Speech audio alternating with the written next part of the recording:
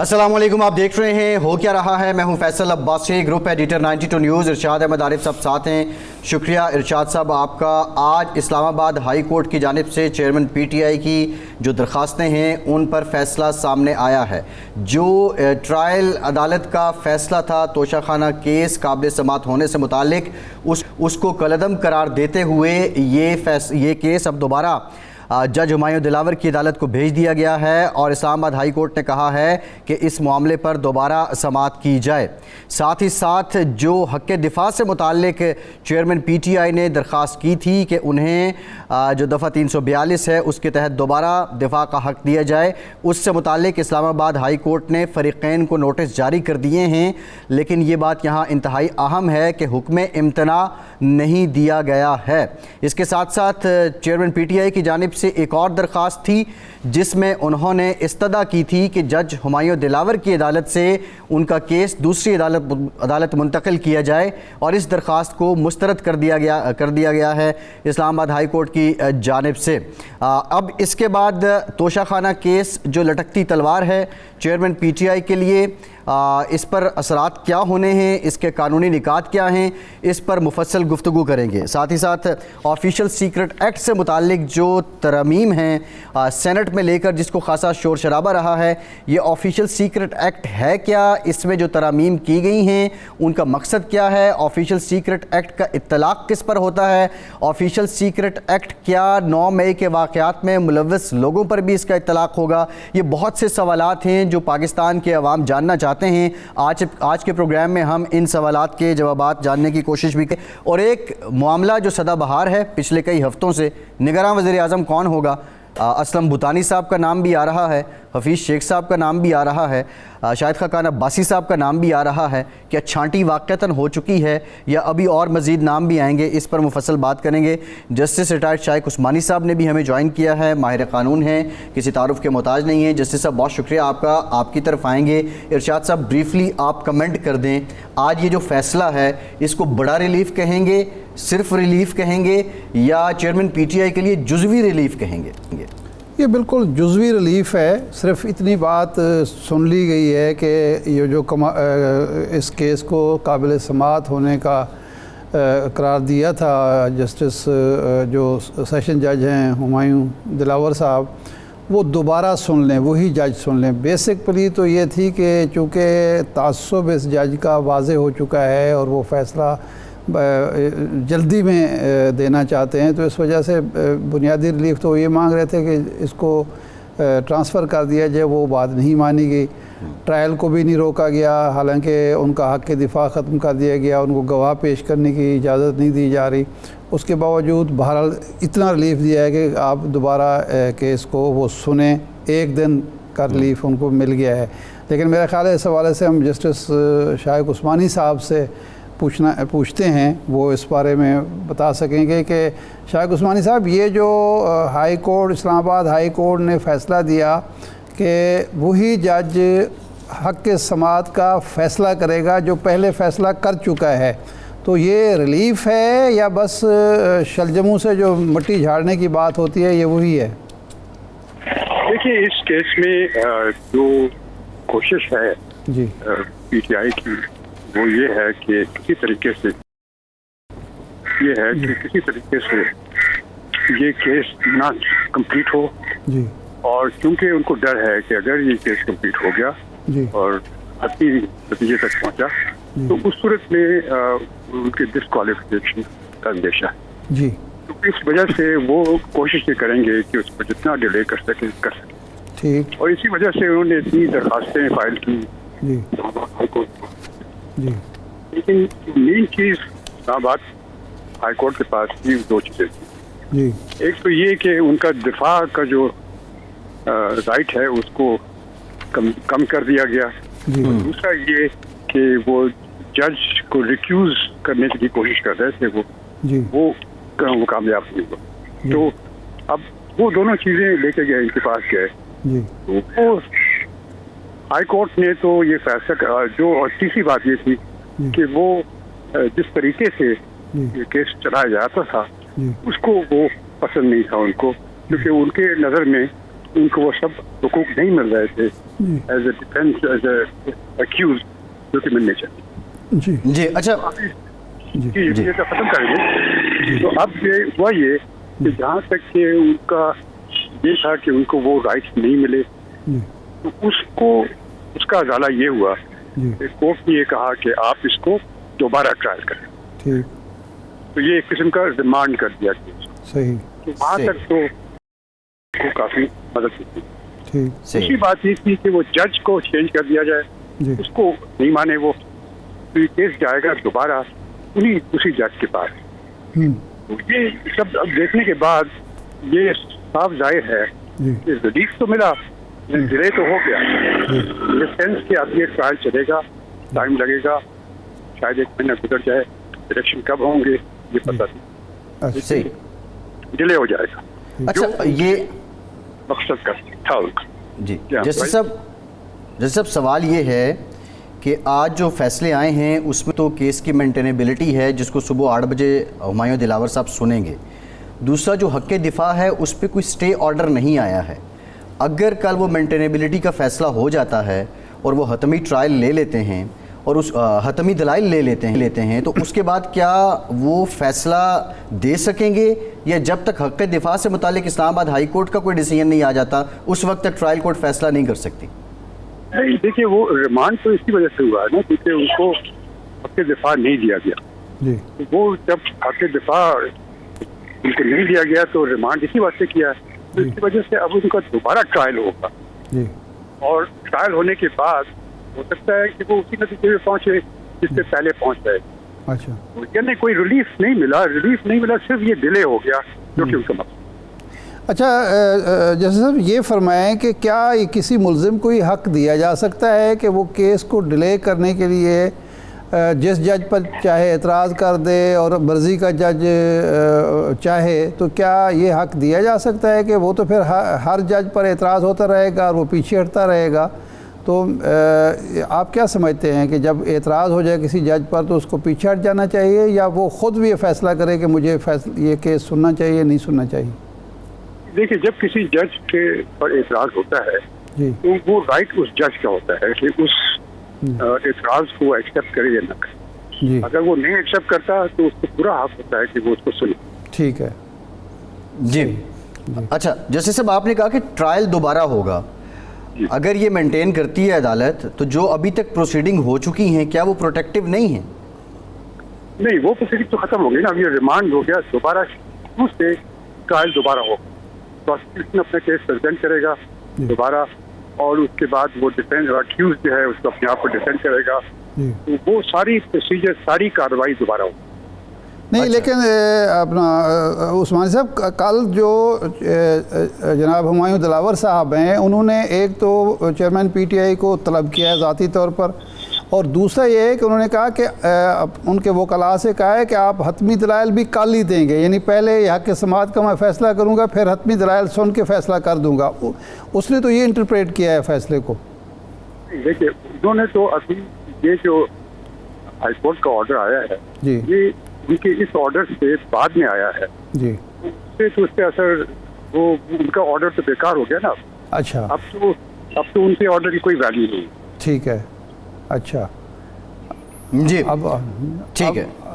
अब हतमी दलाइल के लिए वो चेयरमैन पीटीआई के वकला को पाबंद नहीं कर सकते कि वो कल ही हतमी दलाइल दें? नहीं, हतमी दलाइल तो नहीं होंगे ना। अब तो ट्रायल होगा, दोबारा ट्रायल होगा, दोबारा ट्रायल होगा। हतमी दलाइल से तो मामला खत्म हो गया। जी बिल्कुल ठीक है। बहुत शुक्रिया जस्टिस रिटायर्ड उस्मानी साहब, आपके वक्त का।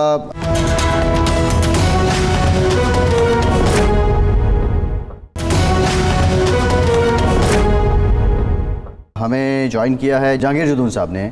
आप एडवोकेट जनरल हैं साबिक इस्लामाबाद के। बहुत शुक्रिया जुदून साहब, आपके वक्त है। जुदून साहब, सर ये बताइएगा, हम ज़रा टेक्निकल निकात पे भी आएंगे, लेकिन जो इस्लामाबाद बार एसोसिएशन है उन्होंने मुआफ़ी का मुतालबा किया है जो जज हुमायूं दिलावर साहब हैं, और वरना वो बाइकआउट करेंगे। तो अगर ये मुआफ़ी वो नहीं मांगते या कोई रिकनसाइल नहीं होता और बाइकआउट कर देते हैं तो दैट मीन्स कि कल फिर समाअत नहीं होंगी।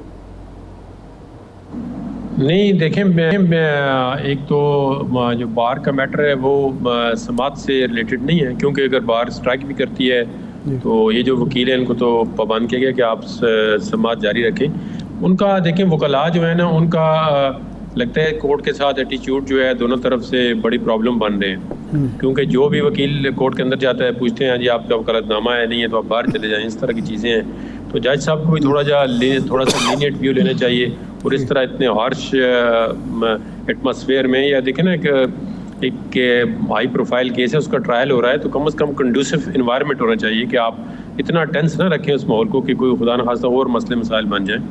तो फैसला जो भी करना है आप करें, और जो कानून के तकाजे हैं वो पूरा करके करें। अगर कानून के तकाजे पूरा नहीं करता एक बंदा, वो फैसला हो जाता है, तो उस पर फिर कोई जजमेंट जैसी भी हो उसको फिर नज़ीर भी नहीं माना जाता, उस पर तरह तरह के सवाल भी उठते हैं। तो पोलिटिकली केसेस में वैसे ही केसेस आपको पता है, पीछे से सही केस भी हो तो उसके अंदर इतना कुछ डाल दिया जाता है कि वो सही लगने से भी कासर हो जाता है। तो जिस तरह पहले पॉलिटिकल लीडरों पे केस बनाए गए हैं, तो थोड़ा बहुत अगर देखें इनका केस, पहले तो पीटीआई ने खुद डिले किया इस केस को। अगर मेरे ये अपने लीगल ओपिनियन है, उसमें कोई बंदा डिसएग्री कर सकता है। जिस तरह ये केस नवंबर में आ गया था, अगर ये कोऑपरेट करते तो मेरा ख्याल है उस वक्त हो सकता है अदालत ही इतने तेज दिन चलाती केस, तो अभी तक हाई कोर्ट से हो सकता है ना केस सुप्रीम कोर्ट में भी चला जाता और फैसला ही हो जाता कि ये केस किस तरह है, इसमें सजा हुई है, ठीक हुई है, नहीं हुई है। लेकिन पहले इन्होंने इस केस को बड़ा लाइट लिया है। चार्ज नहीं फ्रेम करा रहे थे, चार्ज उस दिन फ्रेम हुआ है जब इमरान खान को उधर हाई कोर्ट से अरेस्ट किया गया है, तो वरना तो वो चार्ज फ्रेम के लिए आ ही नहीं रही थी किसी तरह भी। तो इन्होंने पहले मैक्सिमम कोशिश की डिले करने की। अब 7-8 महीने हो रहे हैं, इस केस में समरी ट्रायल होता है, क्योंकि ऑलरेडी इलेक्शन कमीशन ने एक कंप्लेंट भेजी हुई है, चाहे जो भी ऑब्जेक्शन करता है लीगर की जी कंप्लेंट ठीक है नहीं है, इसको इस तरह होना चाहिए, तो ये वाइंड अप हो सकता था केस 1-2 महीने में। लेकिन वो पहले इन्होंने खुद डिले किया है। अब तो अब जज साहब भी बड़ी तेज़ी में हो गए हैं जी कि डे टू डे हियरिंग कर दी है, आप अभी 12 बजे आएँ, 12:30 आएँ, 2 बजे आएँ, 3 बजे आएँ। तो ये मतलब है कोई कहते हैं ना इंसाफ करो लेकिन इंसाफ होता हुआ नजर आए। तो आपने पहले पीटीआई वालों ने भी इसको जानबूझ के डिले किया है। अब एक पार्टी बहुत तेजी में है, दूसरी इसको थोड़ा सा आगे डिले और करना चाहती है। तो मेरी पर्सनल ओपिनियन ये है कि केस अगर 1 हफ्ते के बाद भी फैसला हो जाए तो कोई इस पर असर नहीं पड़ता। आपने अगर किसी बंदे को सजा देनी है या उसे कुटल होनी है, तो अगर 1 हफ्ते के बाद भी हो गया तो कोई आसमान ही नीचे आ जाएगा। तो जज साहब मेरे ख्याल में 5 तारीख तक उनकी छुट्टी थी, तो इनको चाहिए 5-6 छुट्टियां और अपनी आगे कर लें, नेक्स्ट वीक 15 चले जाएं या 20 पे छुट्टियां चले जाएं। तो इस तरह मतलब है नहीं, जज साहब ये भी कर सकते हैं कि छुट्टियों के बाद आके सुन लें, ये भी हो सकता है। ये भी हो सकता है ना। अब ये तो नहीं है कि आप कोई आसमान नीचे आया हुआ है कि छुट्टियों के बाद नहीं सुन सकते। अगर आपने केस सुनना ही है, आप कहते हैं मैं ही सुनूंगा इस केस को, तो चलो वो तो आपकी मतलब उन्होंने ये ट्रांसफर एप्लीकेशन डिसमिस हो गया हाई कोर्ट से, हो सकता है वो ट्रांसफर एप्लीकेशन लेके आगे सुप्रीम कोर्ट में चले जाएं। ये भी अब हर एक एप्लीकेशन जो है वो हाई कोर्ट में लगाते हैं, फिर सुप्रीम कोर्ट में, आल उनका लीगल राइट बनता है। लेकिन अब देखें ना, केस अगर नहीं भी बनता तो बंदे को कोऑपरेट करें कोर्ट के साथ, प्रोसीडिंग के साथ जल्दी डिस्पोज ऑफ करें। पहले ये खुद नहीं करना चाहते थे, आप ये कहते हैं थोड़ा सा और टाइम मिल जाए, फिर तरह तरह के इसमें पेचीदगियां पैदा हो रही हैं। जदून साहब 2 सवाल हैं। ये है कि हमारे यहाँ आम तौर पर सियासी केसेस में होता है कि हर मुलजिम जो है जिस पर इल्ज़ाम होता है वो जज पर एतराज़ कर देता है, तो और जज साहबान जो हैं वो कहते हैं कि नहीं जी केस तो हम सुनेंगे। मेरा सवाल ये है कि क्या मुलजिम का ये हक़ है कि वो जज पर एतराज़ करे, क्योंकि जो उसका जवाब ये दिया जाता है कि अगर इस तरह मुलजिम को ये खुली छुट्टी दे दी जाए तो वो तो किसी जज को समाअत करने नहीं देगा, एक जज पर एतराज़ होगा, फिर दूसरे पर, तीसरे पर होगा। तो ये जज का हक़ है कि वो उसकी मर्ज़ी है कि वो उस एतराज़ को मेंटेन करे या ना करे, एक चीज़। दूसरा ये है कि हाई कोर्ट ने उसी जज को केस रेफ़र किया है या रिमांड किया है जिससे बुनियादी तौर पर शिकायत है चेयरमैन पीटीआई को कि तासुब का वो इल्ज़ाम लगा चुके हैं। तो ये हक़ के समाअत पर रिमांड करना, उसी जज को वापस भेजना, ये कानूनी तौर पर दुरुस्त है? मैं आपके पहले सवाल का जवाब दूं तो उसमें यह है ना कि देखें, अगर कोई मुल्ज़म किसी जज पे एतराज़ करता है तो उसका एतराज़ किसी ग्राउंड्स पे होना चाहिए, कुछ रीजनिंग ऐसी हो जो एक ऑर्डिनरी पर्सन को या एक लीगल माइंड को कन्विंस कर सके कि these are the reason. Number 1 कि आया कोई जज जो है वो पहले उस मुल्ज़म का किसी केस में वकील रहा है, मिसाल कितनी रीज़न हो सकती है, या उसने कोई किसी उसके साथ कोई रिलेशन बनता है कंप्लेनेंट के साथ तो एक जेन्युइन रीज़न बन सकती है, या कोई कंप्लेनेंट का आगे कोई वकील रहा हो जज तो उससे एक जेन्युइन रीज़न बन सकती है। तो इस तरह अगर देखें ना या कोई ऐसा उस केस के अंदर कोई लिंक बनता हो जज साहब का किसी फैमिली मेंबर का, इस तरह आप कोई ऐसी रीज़न दें, या आप समझते हैं जी कि ये चीज़ें हैं इसकी वजह से मैं ये एक्सपेक्ट नहीं कर रहा था कि जज साहब मेरे, वो तो आपकी बात ठीक है, अगर ये खुली छुट्टी हो सकता तो फिर तो जो बंदा होगा आप एक ने मर्डर किया वो समझ रहा है कि मुझे सजा हो जाएगी, वो कहे जी मुझे बात ही नहीं है जज साहब पे। ये तो आपके पहले सवाल का जवाब होगा। दूसरी बात ये है कि इन्होंने केस जो है दोबारा उस जज साहब को भेज दिया है। अगर आप उसका फैसला सेटिसाइड कर रहे हैं कि उसने नहीं सुना है पहले, अब दोबारा रिमांड कर दिया है कि आप उसको सुने, तो इसमें आप देखिए इस केस में एक जज साहब पहले भी ट्रांसफर हो चुके हैं, तो इसमें भी एक मतलब तरह का अगर इन्होंने कोई फैसला दे भी दिया तो पीटीआई वाले उसको हमेशा के लिए ये बना देंगे, वो कहेंगे हमें तो पहले इन पे इत्मीनाद नहीं था, हमें तो पहले पता था कि ये फैसला आएगा, फैसला लिखा हुआ है, फैसला इधर से है, फैसला उधर से है। तो ये एक चीज़ इन्होंने अपनी इस तरह के बना के चीज़ें, ये एक ऑलरेडी इसका जो भी डिसीजन आया ये इसको कंट्रोवर्शियल तो इन्होंने अभी बना दिया है, चाहे वो डिसीजन जो भी दे वो तो कहेगा मेरिट पे, पीटीआई वाले कभी भी नहीं मानेंगे ये मेरिट पे। और सियासी केस आपको पता है, आपका माशाल्लाह बड़ा मुशाहदा है, तारीख पढ़ी है आपने, देखा है सियासी केस जो भी होते हैं उनको तारीख ना मानती है, ना कोई उसको जुडिशियल जजमेंट मानती है, ना उसको कुछ जूरिस्प्रूडेंस मानती है, किस तरह होते हैं ये आपको सामने पता है सारी चीज़ें। जी जी ठीक है, एक ब्रेक और ब्रेक के बाद गुफ्तगू का सिलसिला यहीं से जोड़ेंगे, हमारे साथ रहिए।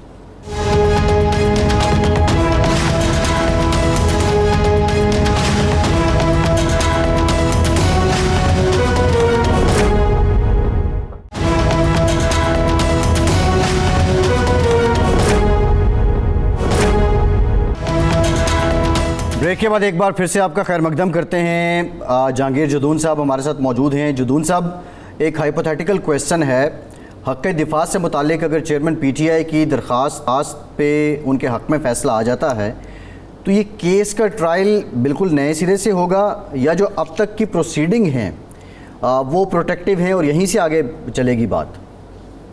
नहीं, उसमें नए सिरे से तो एक तो 2-3 चीज़ें उन्होंने कहा डिटर्मिन करें, सुन के इनको डिटर्मिन करें, तो उनको जब आर्गूमेंट होगा कि उनकी जो बेसिक ऑब्जेक्शन है उनको उन्होंने डिटर्मिन करना है। दूसरी चीज़ है कि हक़ दफ़ा उन्होंने जो इन्होंने लिस्ट ऑफ विटनेस दी थी, उन्होंने कहा जी ये रेलिवेंट नहीं है, इनकी जो एप्लीकेशन थी वो डिसमिस कर दी। लेकिन इस तरह मेरे पर्सनल व्यू ये है कि उनको उनके डिफेंस की जो पिटीशन थी वो डिसमिस नहीं करनी चाहिए थी। उनको कहते हैं जी आप अपने जो गवाह हैं उनको प्रोड्यूस करें, अगर वो वीक एविडेंस होती या उसकी रेलेवेंसी ना होती तो वो बाद में डिटर्मिन करते। पहले क्यों कहते हैं जी अब एविडेंस उन्होंने रिकॉर्ड ही नहीं कराई, तो वो बाद में किसी को अपना ड्राइवर को तो पकड़ कर नहीं ला रहे थे जी कि आप आगे एविडेंस, उन्होंने कहा जी वो मेरे ख्याल में रेलिवेंट अकाउंटेंट था, या अगर उनकी बात मान ही लेते हैं कि जी इसका केस से तल्लक नहीं है, तो आप भाई कितना टाइम लगता है गवाह में, 1 दिन में 2 दिन में रिकॉर्ड हो जाती ना, तो आप रिकॉर्ड कर दीजिए कि इन्होंने ये एविडेंस पेश की है, तो इसकी रेलेवेंसी जो है नहीं बनती, लिहाजा इनकी जो एविडेंस है वो उसको परखा गया है, उसको देखा गया है, तो वो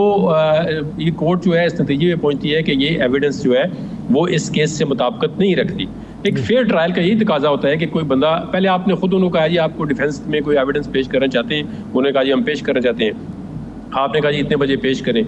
जब उन्होंने लिस्ट आपको दी, आपने कहा जी गवान को 12 बजे 12:30, उन्होंने कहा जी गवान हमारे कराची में है, तो आधे घंटे के बाद आपने कहा जी आप ये तो इररिलेवेंट है, डिसमिस कर दिए। तो ये थोड़ा सा देखें ना, इसमें शकूक व शुबहात पैदा होते हैं। हो सकता है केस, हम तो उस पर मेरिट का नहीं पता है, केस अच्छा हो नहीं। अब इसमें मेरिट की जो आपने बात की जदून साहब, अब इस पर देखें डिबेट्स हो रही हैं दो। एक जानिब जो रिमार्क्स आते हैं अदालत के वो ये हैं कि ये इलेक्शन एक्ट 2017 के तहत केस है, जबकि जो पीटीआई के वकील हैं वो ये कहते रहे हैं कि ये टैक्स का मामला है, ये इनकम टैक्स से मुतालिक है। सो अब ऑल द मैटर इज सब जुडिस, बट जो आप बात कर रहे हैं, मैं जो सवाल आपसे जिसका जवाब चाह रहा हूँ कि अगर इस केस में सज़ा होती है तो उसका वॉल्यूम कितना होगा, वो क्या हो सकती है? ये जो कंप्लेंट फाइल हुई है इलेक्शन एक्ट के तहत फाइल हुई है सेक्शन 137 की, तो इसमें जो उसमें ऑफेंस है वो है करप्ट प्रैक्टिसेस का। सेक्शन 167 जो है इलेक्शन एक्ट 2017 का, उसके अंदर उसकी डेफिनेशन दी गई है कि कोई बंदा अगर स्टेटमेंट ऑफ अकाउंट्स जो है वो ऐसी जमा कराता है जो ट्रू नहीं है, जो सही नहीं है, तो उस पर फिर वो करप्ट प्रैक्टिसेस का चार्ज लग सकता है। तो करप्ट प्रैक्टिस की जो सजा है वो है section 174 of the election act. Corrupt practice की वहाँ पे तारीफ लिखी गई है, वहाँ पे डेफिनेशन है, और 174 जो सेक्शन है इलेक्शन एक्ट 2017 का, उसमें सज़ा का तयन किया गया है, उसका क्वांटम दिया गया है कि कितनी सज़ा होगी। तो उसमें 3 साल जो है मैक्सिमम सज़ा है कैद की, 3 साल सजा हो सकती है कैद की और 1 लाख रुपए जुर्माना है, या इसमें से एक सजा भी हो सकती है या दोनों सजाएं भी हो सकती हैं। तो इसमें कोई डिस्क्वालिफिकेशन जो है इसमें नहीं है, लेकिन जाहिर है कि एक बंदा जब कन्विक्शन हो जाती है एक कोर्ट के ज़रिए तो फिर फ़ौरन जो है वो क्या हो सकता है वो कोर्ट जो है इलेक्शन कमीशन को भी ये अपनी जजमेंट या ऑर्डर भेज दे, तो फिर इलेक्शन कमीशन जो है वो आगे इसकी डिस्क्वालिफिकेशन जो है इलेक्शन से जो है या उसको इलेक्शन कंटेस्ट करने से वो कोई इस पर फैसला कर सकता है। अच्छा जजन साहब, ये होगा कि जब उनको सज़ा मिसाल के तौर पर हो जाती है 6 माह से ज़्यादा किसी शख्स को, तो वो ऑटोमेटिकली नाअहल हो जाता है या उसके लिए भी एक प्रोसीजर अडॉप्ट करना पड़ता है? वो उसका प्रोसीजर ये होगा ना कि सजा कोई भी होती है, जब आपको कन्विक्शन हो जाती है तो उसके लिए फिर एक रेफरेंस जो है इलेक्शन कमीशन जो डिसाइड करता है। जिस तरह आपने होता है यूसुफ रजा गिलानी को सुप्रीम कोर्ट के अंदर till the rising of court सिर्फ सजा हुई थी, तो उन्होंने फिर फौरन जो है इलेक्शन कमीशन ने, ये बात है कन्विक्शन की, जब किसी बंदे को कन्विक्शन होती है तो वो फौरन जो है वो इलेक्शन कमीशन हरकत में आता है। तो जाहिर है ससी आपको पता है इतना हाई प्रोफाइल केस हो तो इलेक्शन कमीशन ने भी हरकत में आना होता है, तो वो फिर उसको डिस्क्वालीफाई होता है। हाँ, आगे जाके अगर हाई कोर्ट में उनकी सजा या जजमेंट सस्पेंड हो जाती है तो फिर वो उसका जो वो वाली इलेक्शन कमीशन का ऑर्डर था वो भी हो सकता है चैलेंज, वो भी फिर उसके साथ सस्पेंड हो जाए। लेकिन ये डिपेंड करता है कि सजा कितनी होती है, या जितनी भी सजा होगी तो इलेक्शन कमीशन जो है फिर उसमें ज़ाहिर कन्विक्शन होती है तो फिर उसमें वो ये डिस्क्वालिफिकेशन जो है वो फॉर 5 ईयर जितना भी होगा वो कर सकते हैं जी। तो ये जो सज़ा होगी उसके बाद उस पर फ़ौरन अमल दरामद होगा या टाइम दिया जाएगा कि वो अपना हक अपील का हक इस्तेमाल कर सकें? नहीं, ये एक अख्तियार तो है सेशन जज को CRPC में कि अगर 1 साल से सज़ा कम हो तो वो सस्पेंड कर सकता है, लेकिन मुझे नहीं लगता कि इन केस में वो सेशन जज साहब जो हैं वो अगर ख़ुद सज़ा दे कि फिर उसको खुद ही सस्पेंड कर सके। तो वो जो है फौरी मेरे ख्याल में अगर ये कोर्ट में मौजूद होते हैं तो वो कोई अगर सज़ा, कोई भी क्रिमिनल प्रोसीजर कोर्ट का यही है कि वो सज़ा होती है किसी मुलज़म को, तो वो जब मुजरम बनता है, कन्विक्ट होता है, तो उसको वहाँ से फिर जो है वो अरेस्ट कर लिया जाता है, उसको वो सज़ा जो है वो जेल में ही गुजारनी पड़ती है। तो आपके ख्याल में कल वो हक के समाअत पे दलाइल सुनने के बाद हतमी दलाइल के लिए भी पाबंद कर सकते हैं ख्वाजा हारिस साहब को या उनके वकला को, और कल ही फैसला भी सुना सकते हैं? मेरे ख्याल में तो मैं लीगली स्पीकिंग अगर आपको बिल्कुल फेयर ओपिनियन दूँ तो ये मतलब है ना हो तो अच्छा है। इस तरह नहीं होना चाहिए कि एक ही दिन में आप सारा चीज़ लपेटते दें फिर उसको, लेकिन क्योंकि सुनने में ये आ रहा है कि उनकी ये कल जो है वो लास्ट वर्किंग डे है, क्योंकि उन्होंने पहले जो समर वेकेशन है उन्होंने कहा था जी 5 तारीख को मेरा लास्ट वर्किंग डे है, तो वो छुट्टी पे जा रहे हैं। तो उनकी कोशिश ये है कि छुट्टी से जाने से पहले इस केस को वाइंड अप या जो रैप अप करके चला जाए, जो भी वो फैसला देते हैं वो दे के चले जाएं। ये बड़ा इंपॉर्टेंट सवाल है इरशाद साहब कि क्योंकि आम लोगों के जहन में, जदून साहब ये आप अपनी बात भी जारी रखिएगा, और ये एक बड़ा अवामी सवाल है कि बहुत से, क्योंकि ये फैसला तो नहीं आया अभी तक जो ऑर्डर हैं, ऑर्डर ऑफ द डे हैं, उनको चैलेंज किया जा रहा है। तो फिर अगर कोई फैसला आ जाता है तो ये अगर प्ली कोई देता है कि हमारे मामलात अपर कोर्ट में थे और उसके बावजूद फैसला आ गया और फिर तासुब की बात की जाती है। नहीं, पहले तो ये हक ये जो रिजेक्ट हुआ है इसी जज के पास केस, ये सुप्रीम कोर्ट में इस पर अपील हो सकती है? जी, वो सुप्रीम कोर्ट में जा सकते हैं। हाई कोर्ट के इस फैसले के खिलाफ जी के मामले ट्रांसफर एप्लीकेशन दी है, उन्होंने एक्सेप्ट नहीं किया है। हम उसके खिलाफ, मैंने आपको ये बता रहा था कि सुप्रीम कोर्ट ने आज भी, और पहले भी हियरिंग में उनको मैं मौजूद था, आज भी उन्होंने यही कहा था कि आप कोई हाई कोर्ट का हमारे पास जब ऑर्डर लेके आएंगे तो उस पर हम देखेंगे ना कि उन्होंने ऑर्डर जो है with in the legal parameter जो है वो ठीक किया या नहीं किया है। वो इसको एग्जामिन कर सकती है सुप्रीम कोर्ट एपेलेट जुरिसडिक्शन में, तो वो इसको देख सकते हैं। दूसरा इसमें देखें केस में एक अहम ये चीज़ है कि जो उनकी जो डिफेंस आगे जिक्र कर चुके हैं, उनको अगले हफ्ते का नोटिस कर दिया हाई कोर्ट ने कि जी आपका जो डिफेंस जो है वो स्ट्राइक डाउन किया गया कि आप ये गवाह जो है वो प्रोड्यूस ना करें, तो उस पर भी नोटिस हो गया है। तो अब एक यकीन करें कोई लीगल जो बंदे हमारे जैसे हैं उनको भी समझ नहीं आ रही कि केस के अंदर क्या खिचड़ी बन गई है कि एक तरफ जज साहब कहते हैं मैंने कल ही फैसला करना है, एक तरफ हाई कोर्ट जो है वो अगले हफ्ते का नोटिस कर चुकी है, और अब इस पे स्टे ऑर्डर भी नहीं है, इस पे स्टे ऑर्डर भी नहीं है। नोटिस है। प्रोसीडिंग स्टे नहीं है, बिल्कुल वो प्रोसीडिंग भी स्टे नहीं है। यही तो मामला है। एक तरफ कहते हैं फाइनल आर्गूमेंट करें, दूसरी तरफ कहते हैं जी आपका पहले वाला ऑर्डर हमने सेटिसाइड कर दिया है, इनको सुन के करें। आप 1 मिनट में सुनते हैं, 2 मिनट में सुनते हैं, 2 दिन में सुनते हैं या 2 घंटे में सुनते हैं। आप ये समझ नहीं आ रही कि वो अगर चाहते हैं जी हम आर्गूमेंट कल किसी वजह से सैटरडे को जी हम नहीं करते आर्गूमेंट कल, वैसे तो देखें ना, अब वो भी कह सकते हैं नहीं सैटरडे को हम नहीं आर्गूमेंट करते, कोई सोच तरह के मामलात हो सकते हैं। तो समझ नहीं आ रही है इसमें बड़ी ये, अगर आप लोगों को नहीं समझ आ रही तो हम लोगों को क्या समझ आनी है। जुदून साहब, बहरहाल thank you very much for your time. Jahangir Jadoon साहब हमारे साथ मौजूद। देख लेते हैं, ब्रेक के बाद बात करेंगे जो ऑफिशियल सीक्रेट एक्ट में तरमीमी बिल है, सेनेट में आके वो रुक गया। अब इसके जो मंदरजात हैं उन पे हम बात करेंगे, पहले क्या था, अब इसमें क्या है, मौजूदा जो हालात हैं उनमें क्या ये बिल ये तरमीम वाक़तन वक्त की ज़रूरत है। ब्रेक के बाद बात करते हैं।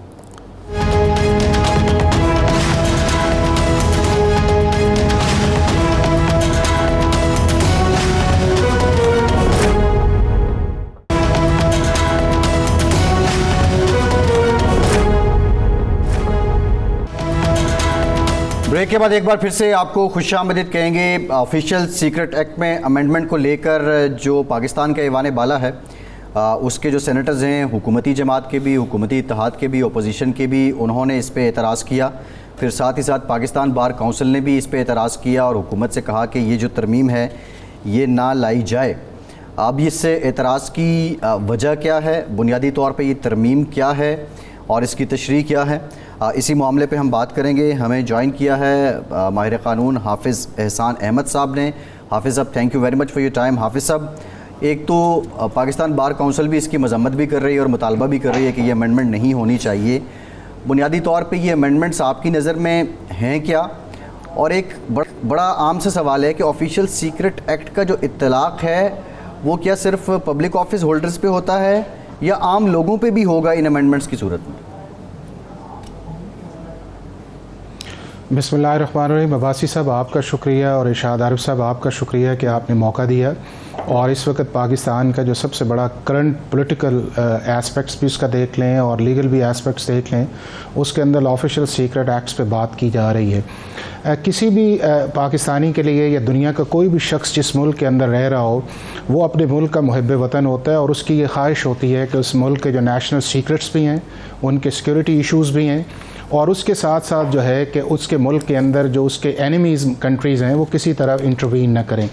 इसी चीज़ को कोप करने के लिए दुनिया का हर मुल्क जो है वो लेजिस्लेशन करता है, और पाकिस्तान के अलावा इस वक्त 40 ममालिक के अंदर ऑफिशियल सीक्रेट एक्ट जो है वो किसी न किसी सूरत के अंदर चल रहा है। पाकिस्तान ने ये एक्ट जो था वो 1947 के अंदर जिस तरह बहुत सारे लॉज अडॉप्ट किए उसी तरह किया। ये अंग्रेज़ों का एक कानून था और इसके अंदर उस दौर के अंदर ये था कि 2 एरियाज़ के ऊपर ये था। एक ये था कि जी आप अगर स्टेट के किसी एम्प्लॉई हैं तो आप कोई इन्फॉर्मेशन जो आपको इंटरेस्ट या असाइन की जाए आप उसको लीक नहीं कर सकते। और दूसरा इसका ऑब्जेक्टिव ये है कि आप बहैसियत शहरी या आपकी ज़िम्मेदारी है कि आप स्टेट के साथ लॉयल रहें और किसी भी एनिमी कंट्री के साथ या किसी ऐसी एक्टिविटी के अंदर इन्वॉल्व ना हो जो आपके मुल्क की नेशनल सिक्योरिटी के लिए ख़तरा हो। इसी चीज़ को मद्देनज़र रखते हुए दुनिया के सारे ममालिक ने लेजिस्लेशन की, बट वक्त के साथ चीज़ें जो हैं वो इम्प्रूव होती गई। नेशनल सिक्योरिटी के मैयर्स भी चेंज होते गए, उनकी डेफिनेशंस भी होती गई, मिलिट्री इंस्टॉलेशंस की भी डेफिनेशन, इंटरेस्ट, ये सारी चीज़ें चेंज होती रहीं। तो दुनिया के हर मुल्क ने वक्त के साथ साथ अपने इन ऑफिशियल सीक्रेट लॉज को चेंज किया। और ये जो लॉ जिन्होंने बनाया था पाकिस्तान के अंदर, जब पाकिस्तान नहीं था, सब कॉन्टिनेंट था, तो अंग्रेज़ों ने भी 1989 के अंदर इसको चेंज किया, रीवैम्प किया और नई चीज़ें डाली और आज तक उसके अंदर वो अमेंडमेंट्स कर रहे हैं। और हमारा लॉ जो है उनके लॉ से बहुत ज़्यादा किसी और तरह, उनका लॉ समरी प्रोसीडिंग्स भी प्रोवाइड करता है। उन्होंने 6 एरियाज़ के अंदर क्लासिफिकेशंस कर दी है। उन्होंने डिफेंस भी डाल दी है, इंटरनेशनल रिलेशंस भी डाल दी है, इंटरसेप्शन ऑफ कम्युनिकेशन भी डाल दी है, एस्फिनेज भी डाल रही है, मिलिट्री इस्टेब्लिशमेंट भी उसके अंदर डाल रही है। अब ये है कि जिस तरह पाकिस्तान का एक आउटडेटेड क्रिमिनल जस्टिस सिस्टम है जो 1860 से चल रहा है, जिसके अंदर हर चीज़ की इम्प्रूव करने की गुंजाइश है, और यही काम हमारी पार्लियामेंट का है कि वो इन तमाम आउटडेटेड लॉज को जो 1860 के हैं, 1898 के हैं, 1908 के, उन्हें बदले। अब ज़रूरत तो इस चीज़ की थी कि इस लॉ को भी बदला जाता कि जो मॉडर्न नीड्स के मुताबिक नहीं है, इसीलिए इसके अंदर सर्टेन जो है अमेंडमेंट्स आए। इन अमेंडमेंट्स के अंदर सेक्शन 6 भी आया, सेक्शन 7, 8, 9, 10, 11, 12 आया। पहले इसके अंदर ये था, जनरली आपको बताऊं कि ऑफिशियल सीक्रेट एक्ट जो है इसका पाकिस्तान आर्मी एक्ट से कोई ताल्लुक नहीं है, ये एक इंडिपेंडेंट लॉ है और इसकी जो जुरिस्डिक्शन है वो सिर्फ उस सूरत के अंदर अप्लाई सिविलियंस पे करती है अगर वो एंटी स्टेट एक्टिविटीज़ के अंदर किसी गैर मुल्की के साथ मिल के आओ, अदरवाइज ये पाकिस्तान के सिविलियंस पे ये लॉ अप्लाई नहीं करता। और प्राइमरीली ये ऑफिस होल्डर बैरियर्स हैं, चाहे वो पब्लिक ऑफिस होल्डर बैरियर्स हैं जो इस चीज़ का डिक्लेरेशन लेते हैं कि अगर उनके इल्म के अंदर कोई चीज़ आई तो उसको डिस्क्लोज नहीं करेंगे।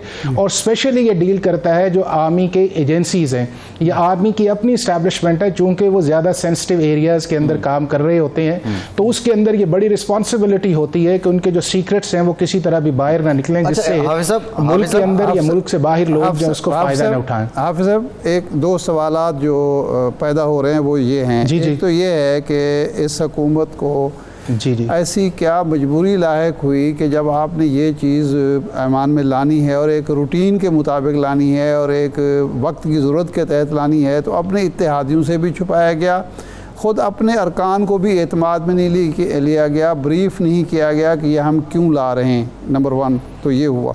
दूसरा ये है कि जो तहफ़्फ़ुज़ात हैं लोगों के वो ये है कि माजी में होता ये है कि किसी शख्स पर, किसी गिरोह पर ये इल्ज़ाम लगता है कि वो किसी मैं मिसाल दूंगा, जो हैदराबाद ट्रिब्यूनल केस था वो यही केस था कि इराक़ की उस वक्त की हुकूमत से मिलकर वली ख़ान साहब और उनके जो बाकी साथी थे उन्होंने एक साजिश में हिस्सा लिया, इराक़ी सफारत खाने से असला भी बरामद हुआ, उन पर पाबंदी लगी, लेकिन उसके बाद एक फ़ौजी हुक्मरान ने उन सब को बरी कर दिया, वो आराम से आए और फिर ANP की जो नैब की ही जानशीन थी उनकी हुकूमत भी सूबे में कायम होगी।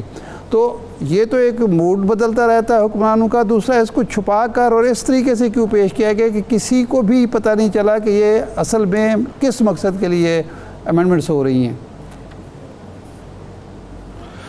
मैं जो पहली बात है मैं उसकी तरफ आता हूँ कि पार्लियामेंट का काम तो बुनियादी तौर पे लेजिस्लेशन करना है और उसका भी एक प्रोसेस है कि आपके पास ये बिल आए, आपको टाइम मिले, आपके मेंबर्स उस पर बात करें, उस पर मोशन आए, फिर स्टैंडिंग कमेटी के अंदर जाए, वहाँ पे डिस्कशंस आए और इस तरह के जो इंपॉर्टेंट बिल्स हैं, जिस तरह ये ऑफिशियल सीक्रेट एक्ट है, इसकी प्रॉपर प्रेजेंटेशंस कमेटी मेंबर्स को उन्हें बताया जाए कि हमारे सिक्योरिटी इशूज़ क्या हैं, हम किस मॉडर्न नीड्स के अंदर जा रहे हैं, इसके अंदर पोलिटिकल जो विक्टिमाइजेशन है उसका नहीं है। और मैं इससे बात करते जाऊं कि इरशाद आरिफ साहब, ये ऑफिशियल सीक्रेट एक्ट ऐसा है कि जिसके अंदर आज तक ये नहीं किया गया कि इस ऑफिशियल सीक्रेट एक्ट का मिसयूज़ या इसको बड़ा एबंडेंटली अगेंस्ट द सिविलियंस जो है वो इस्तेमाल हुआ है। तो अगर ये इस तरह की सिचुएशन थी और मॉडर्न नीड्स का टाइम था तो गवर्नमेंट को चाहिए था कि इस चीज़ के अंदर प्रॉपर ब्रीफ करती, डिस्कशंस आती और उसको एक नॉर्मल बिजनेस के अंदर तौर पर लेके आती। अब ये है कि चूंकि बहुत सारे बिल्स जो थे वो इकट्ठे जो थे वो पार्लियामेंट के अंदर आए जो अनप्रेसिडेंटेड है, जिनको इंप्रूव करने की बहुत गुंजाइश है कि पार्लियामेंट अगर 5 साल से बैठी हुई है तो पाकिस्तान के हर शहरी का यह हक है और वे एक्सपेक्ट करता है कि ये रेगुलर लेजिस्लेशन करे और पब्लिक इंटरेस्ट के अंदर लेजिस्लेशन करे जिससे आम आदमी को फायदा पहुंचे और पाकिस्तान का ये गवर्नेंस, जस्टिस और ये सारा निज़ाम बदले और हम दुनिया में एक अच्छी कौम के तौर पर आए। अब जब इसकी सेकेंड फेज आ गई है उस चीज़ के अंदर, अभी ये बिल पास नहीं आया तो सेनेट के अंदर जो था, चूंकि जो एक मेंबर्स का था कि हमें पता नहीं और उस पर जो आई अब वो आ गया, लेकिन जो बुनियादी चीज़ इरशाद आरिफ साहब वो ये है कि इसके सब्सटेंटिव क्लॉजेज जो हैं, चाहे इसकी डेफिनेशंस है, चाहे इसके अंदर जो चीज़ें ऐड की गई हैं उसका इतना इशू नहीं है। असल इशू ये है कि वो सर्च वारंट्स पे बात आई है कि किसी भी जगह आप जो है एजेंसीज जो हैं उसको जा सकती हैं और वहाँ पे जाके अरेस्ट भी कर सकती हैं और सर्च भी कर सकती हैं। उसके लिए ये है कि पाकिस्तान के अंदर बहुत सारे लॉज ऐसे हैं कि जिसके अंदर सर्च वारंट की, अरेस्ट की ज़रूरत नहीं है, जिसके अंदर एंटी टेररिज्म लॉ भी शामिल है, आपका एंटी नारकोटिक्स भी लॉ भी शामिल है और बाज़ सूरतों के अंदर स्मगलिंग्स के अंदर भी है कि अगर एविडेंस डिस्टॉर्ट की जा रही है या उसको डिस्ट्रॉय किया जा रहा है तो आप कर सकते हैं। लेकिन इस चीज़ के अंदर डेफिनेटली एक चीज़ अगर ऐड कर दी जाए और स्टैंडिंग कमेटी के अंदर ये जाना चाहिए उस चीज़ के अंदर कि अगर सर्च वारंट्स जो है या जिसको एक अरेस्ट वारंट है अगर उसके अंदर क्लॉज डाल दी जाए कि कंसर्न जो मैजिस्ट्रेट है कि अगर इनिशिएट, तो इसके अंदर कोई एजेंसी डायरेक्ट कर नहीं सकती, इसके अंदर एजेंसी FIA डिफाइन की गई है और FIA का काम यह है कि वो अपने किसी गेजेटेड ऑफिसर्स के साथ करेगी और अगर वहां के ऊपर किसी सर्च वारंट की अरेस्ट की जरूरत है तो वो रीजनेबल ग्राउंड्स लिख के जो इलाका मैजिस्ट्रेट है उसके पास जाए, जो पाकिस्तान के क्रिमिनल प्रोसीजर के सेक्शन 103 के अंदर लिखा हुआ है, तो उस प्रोसेस के अंदर जाया जाए तो ये अप्रीहेंशंस दूर हो सकते हैं। लेकिन साइमल्टेनियसली इंपॉर्टेंट ये है कि हमें हर चीज को जो हाफिज साहब ये सवाल भी इसी वजह से ये सेक्शन 11 है जिसमें एनी पर्सन करके कहा गया है कि ये हो सकता है, तो सवाल भी आपने बड़ी अच्छी बात की, यही सवाल उठ रहा है कि आखिर मजिस्ट्रेट को या एक ऐसे ऑफिसर को, गेजेटेड ऑफिसर को क्यों एक्सक्लूड किया जा रहा है जिसकी वजह से शुबात पैदा हो रहे हैं। लेकिन इससे अगला सवाल मेरा ये है कि ये हमारी हुकूमत और वजारत दिफा इसका वजारत कानून इसका दिफा करने में क्यों नाकाम नज़र आती है? ये क्या वजह है कि वो खामोश होकर बैठ गए, कोई वजाहत की नहीं जा रही? देखें, बुनियादी तौर पे गवर्नमेंट, देखें इस किसी भी पाकिस्तान के बिल की 3 स्टेजेस होती हैं। एक स्टेज होती है कि जब आप उसे इनिशिएट करते हैं और अगर गवर्नमेंट का बिल आता है तो उसको कैबिनेट की अप्रूवल होती है। कैबिनेट की अप्रूवल के बाद फिर वो असेंबली के फ्लोर के ऊपर जो कंसर्न मिनिस्टर है उसको मोशन के अंदर मूव करता है और चूंकि गवर्नमेंट की वहाँ पे मेजॉरिटी होती है तो वो मोशन जो है वो मंजूर होती है और स्पीकर जो है अगर एक्सेप्शनल सिचुएशन है तो वो जो रेगुलर प्रोसीजर बिजनेस है उसको सस्पेंड करके उसके ऊपर वोटिंग के लिए भी जा सकता है और बाज़ सूरतों के अंदर वो स्टैंडिंग कमेटी के अंदर भी जाता है। अब अगर ये चीज़ ऐसी थी कि जिसको हमने लाना था तो इसको बिल्कुल जो है अवेयरनेस के साथ आना चाहिए था, इसके प्रॉज एंड कॉन्स बताने चाहिए थे। चूँकि इरशाद आरिफ साहब पाकिस्तान का हर शहरी जो है उसका कंसर्न पाकिस्तान की सिक्योरिटी भी है, पाकिस्तान की लॉयल्टी भी है और दुनिया का कोई भी मुल्क अपनी सिक्योरिटी के ऊपर और लॉयल्टी के ऊपर कंप्रोमाइज नहीं करता। अब इस तरह की लेजिस्लेशन को कॉन्ट्रोवर्शियल नहीं बनाना चाहिए बल्कि उसके अंदर एक एक्सेप्टेबिलिटी और एडेप्टेबिलिटी बड़ा इंपॉर्टेंट है कि ऐसा कानून जो है जो दुश्मनों के लिए बनाया गया है या दुश्मनों से मिलकर बनाते हैं, ये पाकिस्तान के आम शहरियों के लिए नहीं है। इस इंप्रेशन को बुनियादी तौर पे काम गवर्नमेंट को डिस्पेल करना है और फिर पार्लियामेंट का काम ये है कि अगर वो समझती है कि इसमें अमेंडमेंट्स चाहिए तो अमेंडमेंट्स प्रपोज करके उसको एक दोबारा असेंबली, बिल्कुल ठीक है, तरीका भी ये है। हाफिज साहब लेकिन और अगर नहीं है तो एज इट इज प्रेसिडेंट के पास भेज दें। हाफिज साहब 2-3 सवाल हैं। नंबर 1 ये बता दें, देखें एक तो यहाँ पे एक प्रोपेगेंडा भी हो रहा है और आपको पता है कि ज़ाहिर है ये सियासत है तो इसमें प्रोपेगेंडा एक जायज़ काम है, लोग करते हैं प्रोपेगेंडा। नंबर 1 बात ये है कि इसका क्या नफाज जो लोग 9 मई के वाक़यात में मुलव्वस हैं उन पे होगा। नंबर 2 बात ये है कि क्या अगर ये कानून इसमें तरमीम हो जाती हैं तो इसका नफाज बिल माजी भी है, जो अभी तक की सजेस्टेड हैं अमेंडमेंट्स उसको लेकर, उस ड्राफ्ट को देखकर। मैं एक एक करके आपका जवाब देता जाऊं जी। आपका पहला सवाल ये है कि इसका 9 मई से ताल्लुक है, इसका 9 मई से कोई ताल्लुक नहीं है, नंबर 1। नंबर 2 ये है कि इसका जो बिल है जो नेशनल असेंबली ने पास किया है, हमारे कानून के अंदर ये है कि जितनी देर तक पार्लियामेंट किसी बिल को या लॉ को रिट्रोस्पेक्टिव इफेक्ट ना दे उसको रिट्रोस्पेक्टिवली अप्लाई किया ही नहीं जा सकता। तो जो नेशनल असेंबली से बिल पास होकर सेनेट के पास आया है उसके अंदर रिट्रोस्पेक्टिविटी का कोई इफेक्ट नहीं है। अगर वो रिट्रोस्पेक्टिव का इफेक्ट होता तो सबसे बड़ा एतराज जो था वो सेनेट के अंदर या पूरे मुल्क के अंदर आना था कि जी आपका ये स्पेसिफिक पर्पस है कि जिसके अंदर आपने लोगों को टारगेट करना चाहे। तो लिहाजा ये है कि इस बिल के अंदर रिट्रोस्पेक्टिविटी भी नहीं है और इसका इतलाक अभी भी नहीं होगा, बल्कि इसका इतलाक उस दिन होगा जब प्रेसिडेंट ऑफ द इसको साइन करेंगे और साइन करके इसको गैजेट किया जाएगा, असेंबली के पास भिजवाया जाएगा, उस दिन से इसका इतलाक होगा। उससे आगे के लिए, उससे पीछे इसका इतलाक नहीं है जी। तो आप साहब आप कहना ये चाह रहे हैं एक माहिर कानून के तौर पर कि एक तो ये इसमें से मजिस्ट्रेट का जो किरदार ख़त्म किया गया है ये बहाल होना चाहिए और ज़्यादातर एतराज़ भी इसी पे हो रहा है, और दूसरा ये है कि और दूसरा जो मैंने सवाल किया था कि हुकूमत की तरफ से, वजारत कानून की तरफ से इस पर इसका मौसर दफ़ा क्यों नहीं किया जा रहा, इसकी वजह क्या नज़र आती है? मैं चूँकि मैंने बाहर पढ़ा भी है, मैं आया गया हूँ भी, दुनिया के अंदर एक बड़ा ज़बरदस्त तरीका है कि जो डेमोक्रेटिक कंट्रीज़ के अंदर आता है कि जब गवर्नमेंट कोई भी लेजिस्लेशन करने जाती है तो उसकी अवेयरनेस के ऊपर जो है उस बिल को रिलीज़ भी करती है, लोगों का इंटरेक्ट भी करता है, डिस्कशंस भी आती है, चूँकि उसके अंदर से आपको एक कलेक्टिव विजडम भी आती है। और जब वो कलेक्टिव विजडम आती है तो बिल होने तक आप बहुत सारी चीज़ें जो है उसके अंदर ऐड ऑन कर लेते हैं और उसकी फिर पब्लिक एक्सेप्टेबिलिटी भी आती है और उस मुल्क का शहरी भी ये समझता है कि ये मुल्क जो है इसके अंदर जो लेजिस्लेशन हो रही है वो एंटी सिटीजन नहीं हो रही।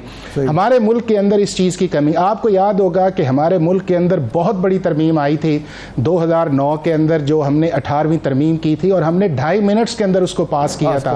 हमने अपना पूरा कॉन्स्टिट्यूशनल स्ट्रक्चर जो है उसको हमने हिला के रख दिया हुआ है, लेकिन हमने उसको पास करने को डिस्कशन ही नहीं की। तो हमारा ट्रेंड तो इस चीज़ का है और ये बुनियादी रिस्पॉन्सिबिलिटी नंबर 1 इस चीज़ की है कि गवर्नमेंट की इन चीज़ों को करती, लोगों को बताती, डिस्कशन में आता, डिबेट्स में आता, अच्छी चीज़ें आती, एक एक्सेप्टेबिलिटी, अडेप्टेबिलिटी आती और उसके बाद जाके आप उसको लेजिस्लेट करते, ताकि ये है कि इस मुल्क के अंदर ये समझा जाए to the extent of this law कि ये लॉ जो है ये हमारे नेशनल सिक्योरिटी इंटरेस्ट के लिए है, हमारे नेशनल सिक्योरिटी मैटर्स के लिए है और एंटी स्टेट एलिमेंट्स जो हैं जो कनाइव करते हैं हमारे एनिमीज़ के साथ, उनके साथ है। और उनको चूँकि लॉ के अंदर ये है कि कोई एविडेंस अगर आप कोर्ट ऑफ लॉ के अंदर लेके जाना चाहें तो अगर उसकी सब्सटेंटिव लॉ के अंदर प्रोविजन ही नहीं है, मसलन जिस तरह बहुत सारे गैजेट्स आ गए हैं, आपका डिजिटल मीडिया आ गया है, तो उस चीज को कोप करने के लिए एक चीज बनी है। तो अगर इसके अंदर आया जाएगा तो इस मुल्क का हर शहरी ये समझेगा कि ये जो है हमारी जो इजहार राय की आज़ादी है जिस पे बात की जाती है वो भी अपनी जगह सेव है, लेकिन वो शख्स जो हमारे इस मुल्क के अंदर किसी दुश्मन मुल्क के साथ मिलकर एक्टिविटी करेगा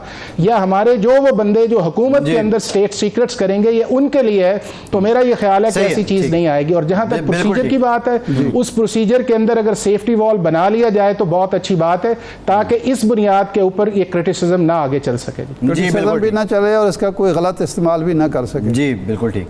हाफिज साहब बहुत शुक्रिया। हाफिज गलत इस्तेमाल तो बिल्कुल इसका होना ही नहीं चाहिए। जी हाफिज एहसान अहमद खोखर साहब बहुत शुक्रिया आपके वक्त का, आप हमारे साथ के प्रोग्राम से इतना ही। फीडबैक जरूर दीजिएगा, इजाजत दीजिए।